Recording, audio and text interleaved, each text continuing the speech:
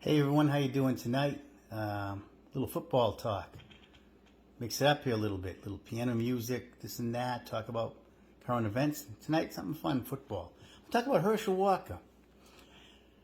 Remember him? Football fans know who he is. He was instrumental in making the Cowboys dynasty in the 90s because of the trade to Minnesota, which gave Dallas all these draft picks in 1989. Which they used over the next couple of years to create a wonderful team for a while through the 90s.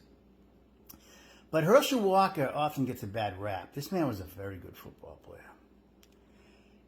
But he was a victim of circumstance. I want to talk about that tonight. I think this guy was one of the best overall running backs in the league ever in talents.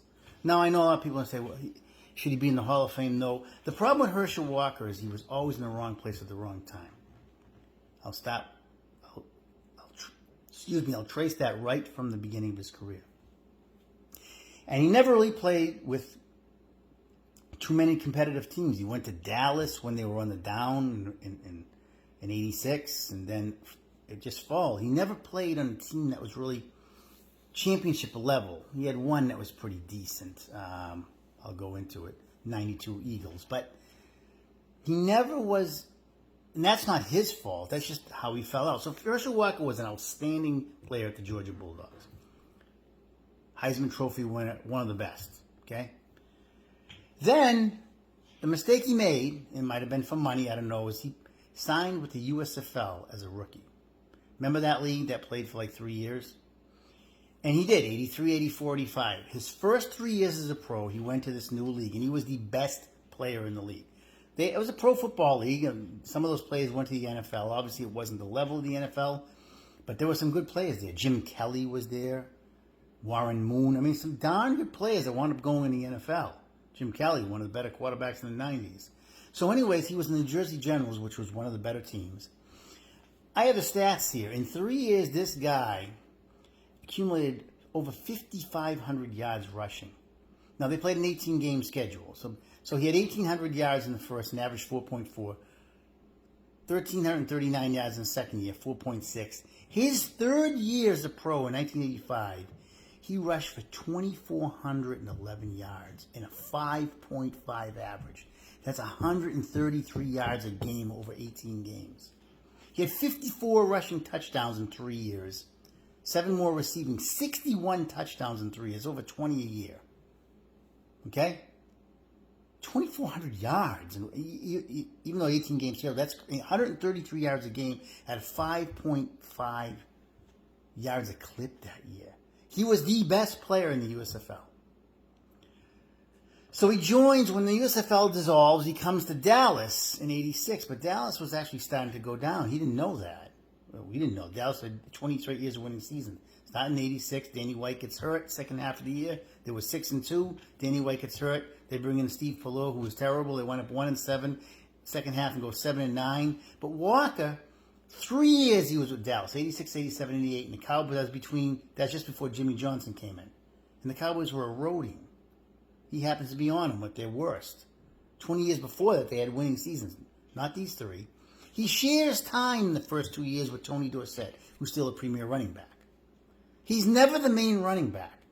Still, he gets, between rushing and receiving, over 1,500 yards between the combination in his first year. Playing in a shared role, 737 yards rushing, averaging 4.9, and 837 yards receiving, 76 receptions. Not even playing every game full time. And scores 14 touchdowns, 12 rushing and 2 receiving. You couldn't do better than that. 4.9 rushing average, over 1,500 total yards in a sharing a starting spot with somebody. He wasn't the starter all the time. Most of the time he was not. Tony Dorsett was still there. Same thing the next year in 87. 891 yards rushing, 715 yards receiving, over 1,500 total yards, sharing time with Tony Dorsett. Can you imagine what he would have had if he was by himself as the main runner? So Dorsett leaves to Denver in 88. So finally in 1988, Herschel Walker, in his 6th season as a pro, 3 years USFL, 2 years sharing time. It takes him 6 years. By that time, he's 28 years old. To finally be the starting back on a terrible Dallas team that went 3-13. And this is something that's never happened. They were the worst team in the league in '88, just before Jimmy Johnson came. The worst team in 1988. And he led the league in rushing with over 1,500 yards. Had another 505 yards passing. Over 2,000 total yards. He led the league in rushing with the worst team in the league. That's never happened before or since. That the worst team in the league has the leading rusher. This guy got over 1,500 yards with a 3-1 team. His first 3 years in the NFL, nobody could have done better than that. Sharing time still in each year, the 2 years over 1,500 total yards, and then as a starter with a bad team over 2,000 total yards. What else do you want? Then he gets traded to Minnesota. By that time, in 1888, he's 29 years old. Starting to go past his peak. Minnesota trades the house for him. Barely uses him once they get him. As far as his attempts for carry, didn't even use him that much. Still gets over 4 yards a rush. He plays at Minnesota. They never utilize him in the next couple of years. Why would you trade for a guy and you only rush him like less than 15 times a game? He was consistently over 4 yards a rush. 4.2, 4.4 with Minnesota. Then he goes to Philadelphia at the age of 32 in 1992. The only real good team he was on. They were 11-5 Philly. They lost to Dallas in the playoff. And he had over 1,000 yards at the age of 32. 1,070 yards. But the next year, he stays at Philly, averages 4.3. His carries went down almost 100 carries. Still had over 700 yards. 94, his carries go down to barely over 100 for the season. Averages 4.7 a rush. Then at the age of 35, he goes to the Giants and only carries the ball 31 times. Then he goes to Dallas again, comes back to Dallas 96 and 97 when Dallas is at the other end of the spectrum, going down. And he's more of a punt returner, kickoff returner, actually. This man, in his career, had over 8,200 rushing yards, 4,900 receiving yards, and over 5,000 kick return yards. The man had over almost 19,000 total yards. Okay?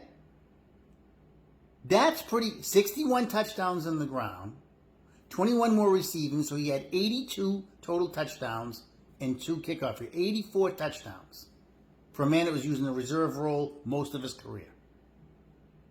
And averaged 4.2 yards a rush. Okay? This man was excellent. The problem with Herschel Walker is his circumstances. Unlike Eric Dickerson and other premier running back, Tony Dorsett and Franco Harris or whatever, he never started as a rookie. He should have never went to USFL. No matter how good he was, he shouldn't have went there. He should have went to a team and been the premier back. He didn't. So he came in, he wasted 3 years. He goes to Dallas, has to share time for 2 years.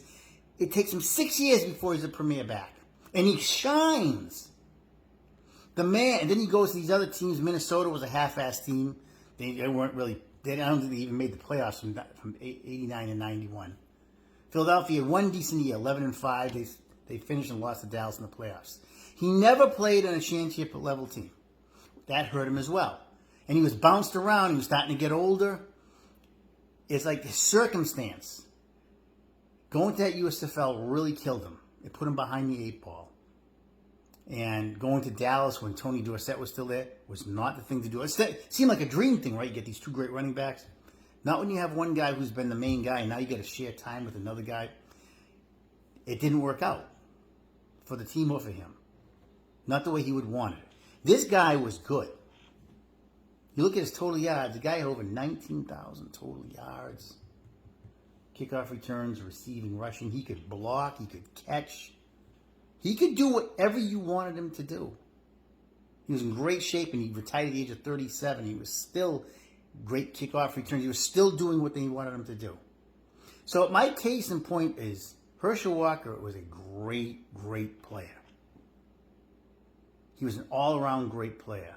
that if he had been in the proper system, say he joined Dallas in '83 and Dorsett wasn't there, or whatever, he would have been the great back for Dallas. There's no doubt this guy would have been, wherever he went, would have been a great running back if he had been groomed as that. But he had all different skills. Kick returning, receiving was very good. And after a while, as he started getting older, people made him do those other roles because he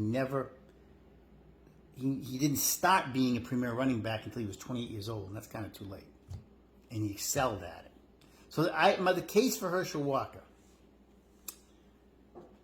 could have easily had 1,500 yards his first 3 years. He had it in his third year with Dallas, and he totaled that 1,500 yards the first 2 years in a reserve role. Easily, every year he could have had 1,500 yards rushing. And then from there, shined. So I believe Herschel Walker is a Hall of Fame material.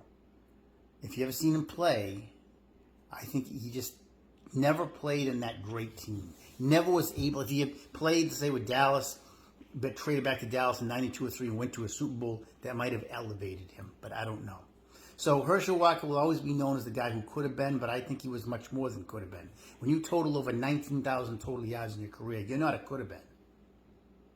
8,200 yards rushing, 4,900 yards receiving, and over 5,000 yards kickoff returns. That, my friends, is good stuff. That's a lot of production. So it's Rick here. Please leave your comments. I'd like to hear them. 19 July. God bless. Have a great night.